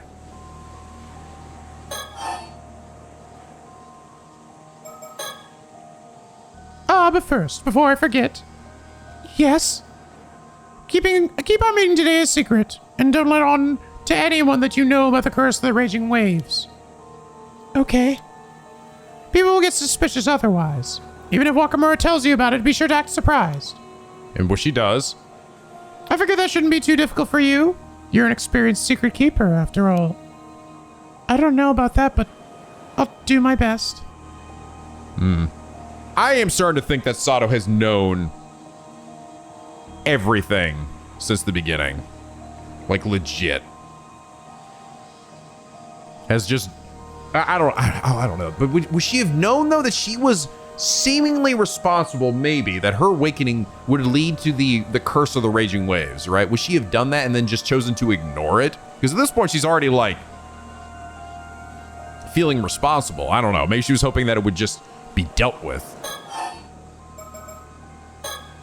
By the way, I was wondering, how did you know I was an 800-year immortal? Oh, that! These eyes of mine have what you might call a special ability. A special ability? If I look hard enough at someone, I can tell whether they're an ordinary human or an immortal. It's like you have a different colored aura about you. Really? Not only that, but it turns out, with a bit of focus, even immortals can tell each other apart. Is that so? Oh, I just meant you look the same as anyone else to me. Wait, what'd she say? Turns out with a bit of focus, even immortals can tell each other apart. Is she saying that she's also an 800-year immortal or some shit? It seems weird that she would be specifically able to see that, right? But I think her eyes are also meant to be able to see other things too, I thought. I don't know, but she's actually asking her, right? As it turns out with a bit of focus, even immortals can tell each other. I think it could be that she's also saying that she knows that immortals can also tell each other apart. I just meant you look the same as anyone else to me. Ha! I'm not an immortal myself, you know. Really? I thought for sure you must be, since you seem to know so much about all this. Okay. I just had to let it go on a little further. Ha! I'm not an immortal myself, you know. Okay. I guess we're just moving on. Right now we're looking for a way to lift the curse of the Raging Waves. But that's Soto's area of expertise, so I'll leave the explanation to him. Right. This concerns a legend passed down in my family. The Kiryu clan, over generations. Kiryu clan! Oh, I should mention that this is something I pieced together from various sources, so it may not be entirely accurate. Right. Long ago, south of Kamishima, there was an island called Taishima. This might not, yeah, this is probably maybe going to be a slightly not accurate version of events, right? It is said that 400 years ago it was beset by an earthquake and a tsunami, an event so catastrophic that the island sunk to the seafloor. Taishima. However, the truth of the matter is that it was invaded and laid waste to. Then in the aftermath, the islanders' intense hatred coalesced into the Curse of the Raging Waves, which manifested as a tremendous storm. I see. 400 years ago, this would have been toward the end of the Sengoku period, correct? Yes, ma'am. The Honnoji incident, in which Oda Nobunaga ended his life, took place in 1582, if you'll recall. Following this event, one of my ancestors, an accomplished onmyoji by the name of Harakage Tsuchimikado. Oh, okay. Okay. This is one of his ancestors, which I don't know if we knew already? No, we did not. Sacrificed a young woman, one of the survivors of Taishima, in order to seal away the source of the Curse of the Raging Waves. Oh. One of his ancestors. Oh, shit. Oh, so she knows this one. Right. She would know because that's her.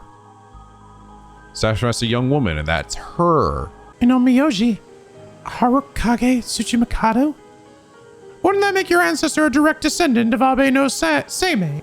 Sounds to me like you share a bloodline with the Onmyoji elite. Yes and no. While Harakage's powers were potent, he was never affiliated with the Bureau of Onmyo. In fact, he shunned his illustrious surname early on and left the government service, preferring to uphold peace as a civilian. Ah, so he was an eccentric and an elite. Gotcha. Harakage's seal was not permanent, however. He would only endure for 4 centuries. Wait, you mean? Yeah, this was the last year of peace. Actually, the seal's already broken. Isn't that really bad? For now, the curse appears to be inert, but the storm could strike at any moment. The balls are inert. Okay, so you need to find a way to seal the curse again, is that it? Not seal it, break it. We're here to put an end to this curse for good. Shouldn't be too difficult. It's bound to have weakened a bit after 400 years. Indeed, that seems to have been Harakage's plan, for legend tells. That he left behind the instructions detailing how the curse should be lifted after 400 years had elapsed. However, the map that would have led us to these instructions has been lost. Oh, okay, so there we go. Yeah, I was like, I don't think they mentioned that information before, so this is how he knew it. You two desperately need to meet Avi. Oh no. It seems they were once concealed inside a model of a mummified mermaid. Yet, over time, this fact was forgotten. And at some point in my family's history, the object in question was sold to a foreign buyer. But if you don't have the map, then what are you gonna do? Well, we were hoping to find some clue as to what the map's whereabouts here on Kamishima. But we had no luck so far, and I reckon we've hit a dead end. I see. Apparently Wakamura's been trying to find a way to end the Curse of the Raging Waves himself. He told us that he'd already warned the islanders about the impending danger and refused to have anything more to do with us. Oh, I'm sorry to hear that. I just hope that'll be the end of it, but this is one job I can't afford to foist off on anyone else. Not entirely, anyway. Oh, actually talking about the Bureau of an Onmyo brought back another memory. I'm pretty sure it was in Onmyoji who put me to sleep. Using some kind of spell to keep me in a state between life and death. Really? So someone intentionally put you to sleep under the sea? There must have been a good reason for it. Oh. From what point are your memories clearest, would you say? Well, I guess about 3 months ago when the spell keeping me in that state under the sea wore off. For when you woke up then, I see. I know that look. Did you notice something? Not exactly. It simply occurred to me that if her state of, shall we say, suspended animation was lifted while she was in the sea depths, would she not have drowned and resurrected several times over? Oh, yeah, I did. It was hell. I woke up under the sea, unable to breathe, drowned, and came back over and over again. Ugh. It was horrible, and I still remember it. Every last second. Jeez, I'm sorry I had to go through that. That's not gonna be like the thing that we saw that leaped up a Yuza at the start of the game, right? No, because that was way, this was way before, that happened way after she'd showed up. And also, she doesn't look like Yuza, but I don't know, I was like, maybe you imagined it. The instant I came back, I'd swim as hard as I could, trying to reach the surface. But even so, I think it took me about 3 days to reach the shore. Jeez. I lost count of how many times I died down there. But every time she died, it was be like, the water would then get sucked back out of her lungs and she'd do it again. Then finally, I came into Kamishima Bay. Mr. Wakamura found me and took me in. And I've been living here peacefully ever since. No one's even suspected I'm immortal. You're sure about that, are you? No one else knows? Huh? Yeah, I mean, I think so. Anyhow, I guess that settles the issue of how far back your memories go. If your lifespan is nearly at an end, that must mean you consumed the flesh of a mermaid exactly 800 years ago. Of course, you already knew that, didn't you? Not that you've been forthcoming about it. Sorry, Don't apologize. That just proves you know how to hold your tongue. A valuable skill when you've got a secret to keep. Mind you, this fact does put matters in a new light. Say, Soto, what events took place 800 years ago? Let's see. 8 centuries ago from the present day. That would place us midway through the 1180s, when the Heian period was coming to an end. Right around when the Genpei War took place. Ah, of course. The Heike. Exactly. Don't you think there might be a connection?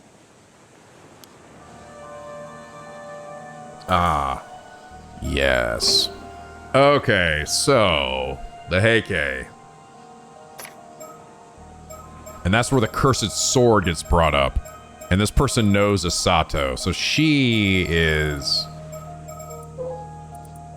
part of the Issei Taira clan. 1180, Kiyomori's daughter married Noriko, married into the Imperial family, and her son ascended the throne as emperor, enabling the Heike to consolidate the monopoly on political authority. Probably not her, then. It said that the Kusanagi no Tsurugi sword, one of the 3 imperial regalia of Japan, regarded since ancient times as a symbol of imperial authority, was also lost to the sea that day. Nukumaru, that's right. Tadamori's sword, an heirloom passed down through the Taira clan, originally named Kogarashi, is said to have become known as the Nukumaru when a giant snake emerged from a lake and made to swallow Tadamori whole as he lay resting. So I think it's going to tie to this. It was later inherited by Tadamori's son, Yorimori, but after the downfall of the Taira clan, it is said to have changed hands several times, as whereabouts are currently unknown. Mermaids of Betsuo. Tadamori visiting Betsuo Island 3 centuries. These creatures. Yeah. I think she's going to be part of the Heike. And maybe the one that was calling her Osato then. That's maybe wielding this curse stone, maybe, is also like an immortal? I don't know. And newer back then? Talk about the Heike. All right, next question. You wouldn't happen to know much about the Heike, would you? The Heike? Well, why do you ask? This actually pertains to one of the other cases we're working on, but we've got reason to believe that someone out there is using the curse of the Heike to commit murder. The curse of the Heike? Do we don't have that in here, right? Curse of the Heike? We have the curse stone, curse of razor, curse of... No, it's gonna be the last one down here. We finally said it, though. Did you hear about the skeletal remains that were turned up near here? It was all over the news. Oh, yeah, I saw that. Well, we suspect the curse of the Heike may be involved. And seeing as you were alive 800 years ago, I was hoping you might know something about the Heike that could help us. If we're right in thinking that you had ties with the Bureau of Onmyo, the timing matches up perfectly. I might have known once, but nothing's coming to me at the moment. Really? Shoot. On that note, I, too, have noticed a potential correlation. There is a legend that tells how Taira no Tadamori was presented with the flesh of a mermaid at Betsuo. Tyra no Totomori, really? Perhaps that was the flesh that Sato consumed to gain her immortality.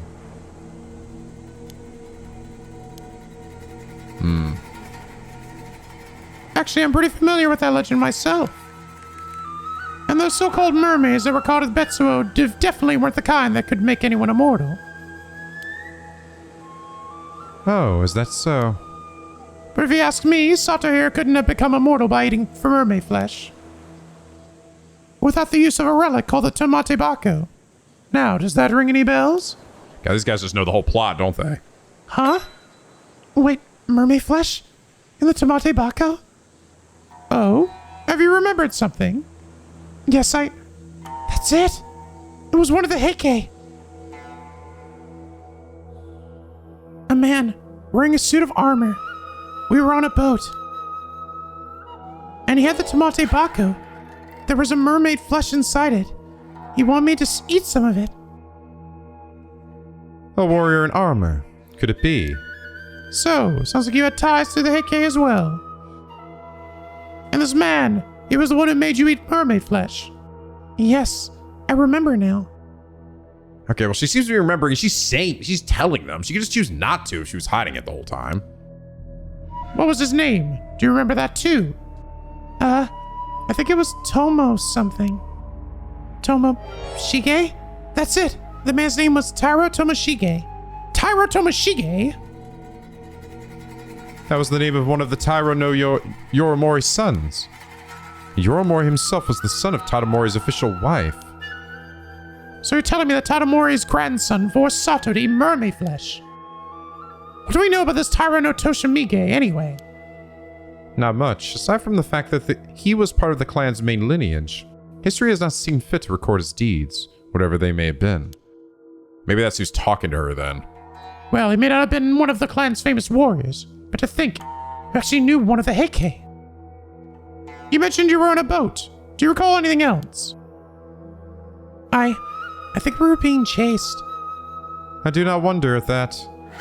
At the end of the Heian period, the Heike were being pursued by the full might of the Genji's forces. Genji? Yeah, the Genji.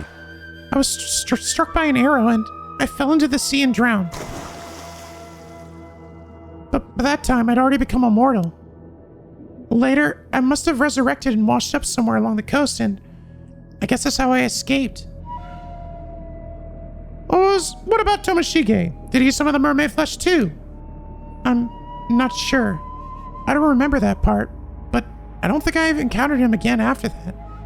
I'm thinking he did. We have that guy's profile in here yet? Or actually, I guess he'd be in files. No, I don't think we do. I also just realized too, this Princess Hatsune, Sumitake's daughter, is bullshit, right? It's actually bullshit. Because if she wasn't born to him, so maybe adopted daughter, because Princess Hatsune is supposed to be Sato, who was the one sacrificed. If you'll remember, ma'am, that curse echo I witnessed earlier held the famous blade, Nukumaru. Perhaps Tomoshige inherited the blade from Yorimori, and wielded it with the intent to avenge his clan. After all, future generations would surely have held a memorial service for a warrior of renown like Yorimori, setting his spirit to rest. Tomoshige, on the other hand, is unlikely to have received the same treatment. If so, his hatred may have persisted long after his death. No, he is the curse stone, isn't he? Creating the curse of the Heike is a distinct possibility. This curse sounds terrifying. It could be Sato might have met the person who she was talking to much later, right? But I think that this guy who fed it to her is what became the curse of the Heike. I have to say, I wasn't expecting a connection here. You know, Sato, it's starting to sound like you're involved in all the incidents that have gone down in these parts over the centuries. Not by choice. Anyway, I get the feeling that this Taira no Toshimige wasn't a very nice guy. And this curse of it sounds even nastier. Could it really still be active after all this time? It certainly looks that way. The Heike's resentment is awfully persistent, I hear. You don't think he could have held a grudge against me, do you? Who knows? That would have depended on your relationship with him back then. Oh, man. However, it appears someone is actively wielding the curse of the Heike at present. Therefore, the targets of the curse would be decided by this individual, whoever they may be. Another unknown, huh? We finally get it? Yes, all right. It is. It was him. So Tomoshige, the one that actually fed her the mermaid flesh. Maybe it was done to save her. Maybe he like loved her or something. I don't know. A curse born from Taira? No, Tomoshige's feelings of malice and resentment that lingered after the fall of the Taira clan. I'm sort of like, I keep going back and forth on whether Sato remembers everything. I keep thinking like, oh, maybe she doesn't remember things, she's hiding it. And then the moments like this where like, but she's like choosing to tell them about it, and she could just choose not to if she was hiding it, right? But it seems like she is sort of remarking as she is remembering. Feelings of malice and resentment that lingered after the fall of the Taira clan. It kills an individual who meets the conditions by cleaving them in two. Oh, it doesn't tell me what the conditions are. It doesn't give me any more information. Bitch. Figuring out the origin of the curse is all well and good, but it doesn't help us solve the case. We need to track down the person who is actively using it, or it'll keep happening. Indeed. Hope you find them soon.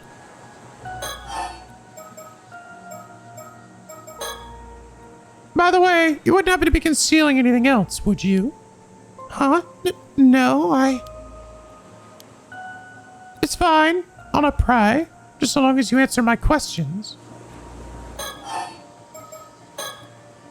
Ha! I'm not normal myself. Okay, that's Still the same.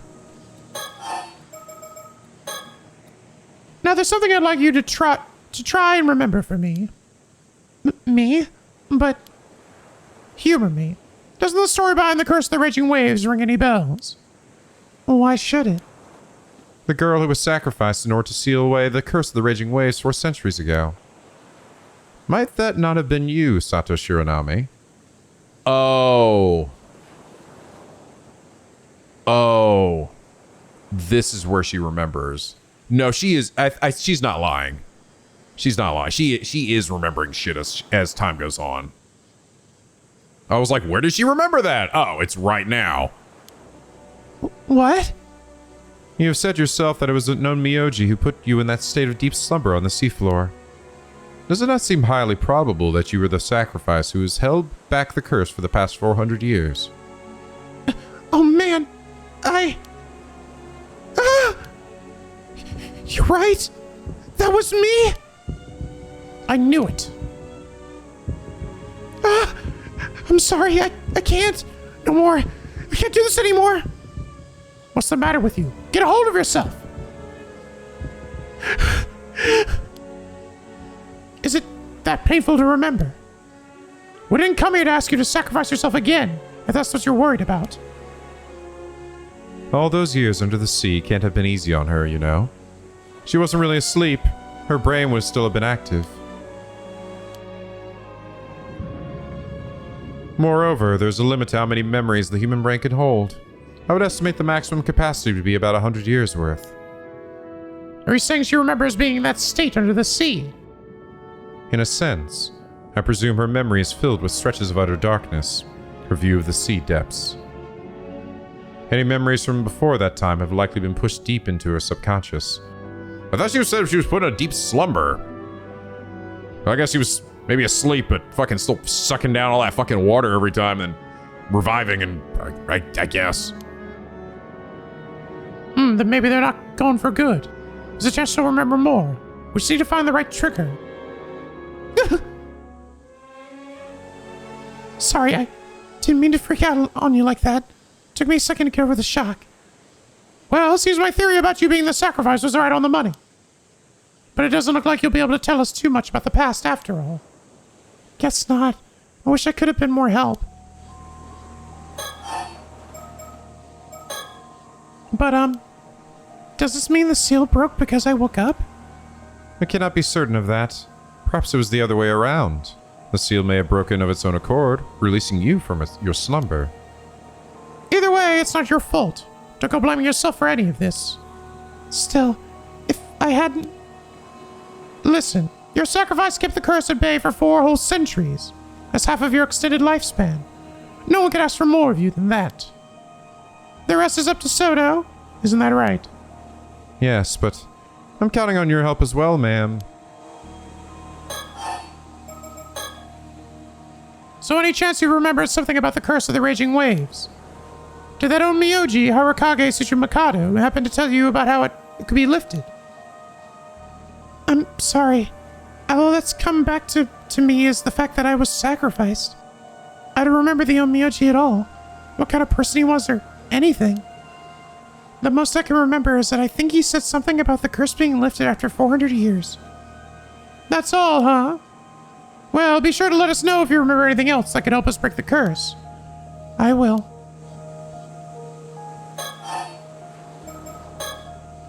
Oh, there's something else I'd like to ask you. Be my guest? How exactly do you deal with 800-year immortals? You sure you want to know? Huh? This is not going to happen to you. There's no reason for you to think about it. I thought it would be something like taking away their immortality. Unfortunately, that's downright impossible. Because your original body is long gone, you know. But then, what else can you do? You tell her, Soto. Must I always be the one to handle these unpleasant topics? What do they do, seal them away or something? Besides, I see no point in explaining something that she is already painfully familiar with. What do you mean? Among the arts we psychics wield is a spell that can place even an immortal into a state of apparent death. Oh, it's what they did to her for the sacrifice. Once that is done, they can simply be sealed in an underground vault for the rest of their days. Wait, you mean it's the same thing that happened to me? Essentially, yes. Except that in your case, it was for the purpose of making you a sacrifice. And you woke up before your lifespan came to an end. Yikes! Mind you, neither I nor Soto has ever actually done this to anyone. Though I did hear a rumor that someone was dealt with that way a few decades back. Really now?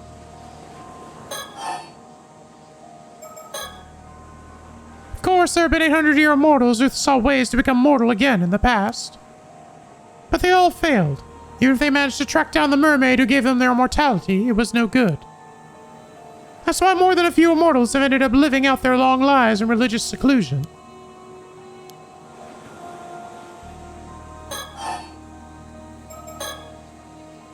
Speaking of immortals, there's something else I had to ask you. Yes? Now, I'm not certain about this, but I get the feeling that there's another 800-year immortal on Kamishima right now. Yeah. What? Any idea who it might be? No, I don't have a clue. Are you sure about that? Oh. Yeah, because apparently she should be able to recognize them, huh? Because if there's another immortal here, I'll find them eventually, you know. Even if I have to scour the island from end to end. Does that change your answer? No, I really don't know who it could be. Interesting. She's saying, hey, if you're hiding them, I will find them. All right, if you say so. Guess this means I'll have to search the island after all. As if I didn't have enough to deal with. Interesting. I feel like it could be the person that was on the phone. Since they knew Asato, right? Well, I'd say that about covers everything. We talked your ear off long enough. It must be confusing, all this talk of the past. Will not trouble you any further. Right. Thank you. Still, give it a bit of time. Something else might come back to you. If it does, please let us know. We'll be visiting the island again real soon, so you should have a chance. Will do. I'll be going then.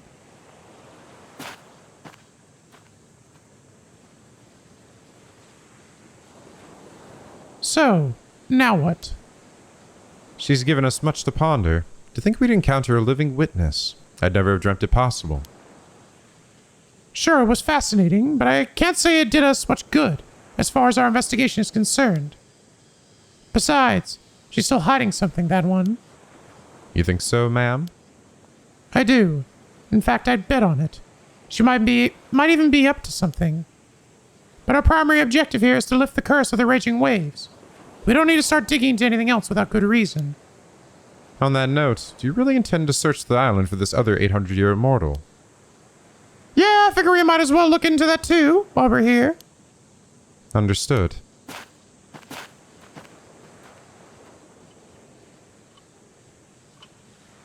Ah! What the fuck?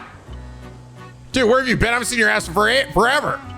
My apologies for the interruption, but there is an important matter I wish to discuss with you. Now then, I believe you have just been privy to quite the interesting development. As Yumiko Shiki would tell it, Sato Shiranami is not the only 800-year immortal here on Kamishima. And so I would pose you a question. Oh shit. Oh shit. I like the episode that I finally bitched about it. And then it actually happens. Where he confronts me with something. Pose you a question. There is indeed one more individual on Kamishima who has made a miraculous return from the dead. You have borne witness to the death and revival of this individual a grand total of 7 times. What? Wait, what? With this in mind, allow me to ask, who is the other 800-year immortal on Kamishima? Please tell me their name. What?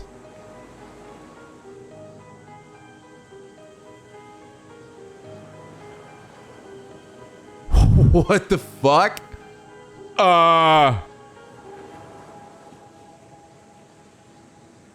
Is it Yuza?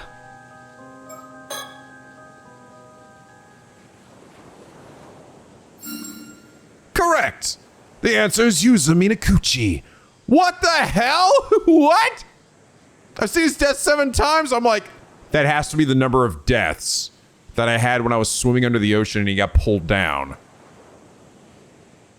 Or when I drowned, seemingly.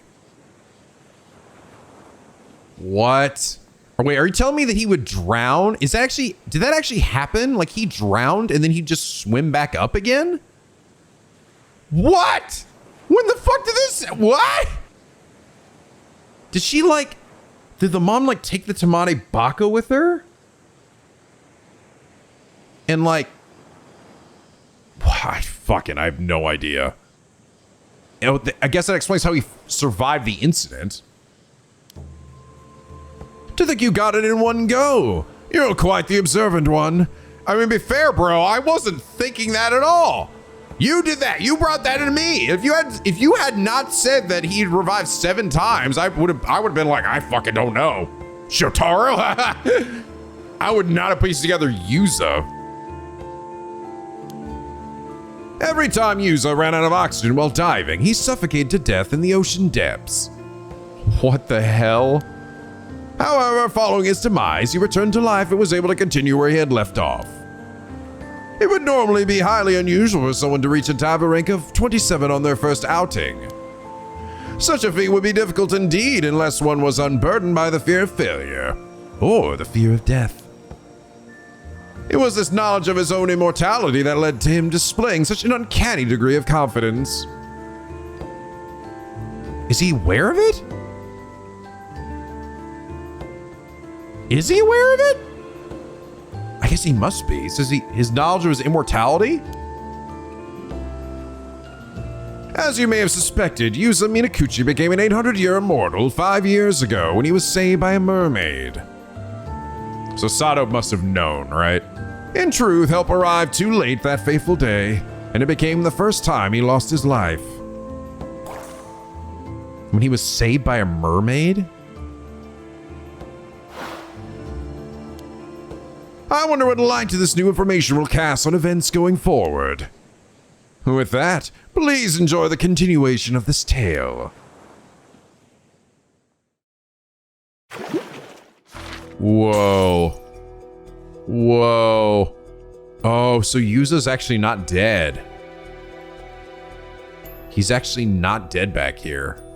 Whoa. That's fucking wild. That's fucking wild. maybe this memories of the last summer then. Maybe it's because Yuza just came back from the demon dead and they just went about their merry fucking time here, right? Like, wow. Whoa. So that mean Yuza's just gonna glue his head back on? Wait, so has he actually been aware of it then? He's actually been aware that he could not die? It's kind of the way they're making it sound here. Wow, this one we gain a fuck ton of information from. Holy shit. Whoa, this is crazy, man. Damn. The story's getting fucking good, dude. I'd say this game is a much slower burn than Paranormasight 1. But fuck, dude. Is it really leading to some really cool revelations? Wow. That's funny. I would not have pieced together. If he had not said you've died 7 times, I would have been like, I don't know. Because I really hadn't gotten any inclination from the perspective of Yuza that he was like, that he couldn't die. I don't know. It makes you want to, like, shit like this makes you want to go back through old events to see if, like, did Yuza say something to himself at some point where he's like, that thing that I can do? Or was he, like, it sounds like he is aware of it, right? It sounds like it would have to be. I don't know how you would not notice you fucking drown, dummy. He drowns, floats back to the top, then just wakes up. He's like, oh, hey, Azami, sorry, I dozed off. I'm guessing if you manage to not drown at any point during this, you'd only have one drowning, right? Then that'd be the one that gets pulled down beneath the ocean. Man, dude, this shit's fucking cool. But all right, guys, I think we've been going on long enough for now. God damn. You get so fucking addicted, though. You're just like, holy shit, I just gotta know. Gotta know what the fuck's going on. I look forward to seeing Yuza potentially gluing his head back on in this. Or something, I don't know. And actually, Sato called them away, right? Sato called them away because well, she was also worried that they could get killed, but I'm almost wondering she's also trying to protect Yuza from people finding out that Yuza is also an 800-year immortal, because she probably knows, right? She says that other mortals can recognize other immortals. I don't know if Yuza himself knew as well or not, but anyway, I hope you guys enjoyed this episode as much as I did. Fuck, this is a good one. If you did, please do leave a like and a favorite. It really does help me out. And subscribe and already become a picky penguin aboard the SLP, where the days are always sunny and the vids are always funny. And as always, guys, till next time, stay classy.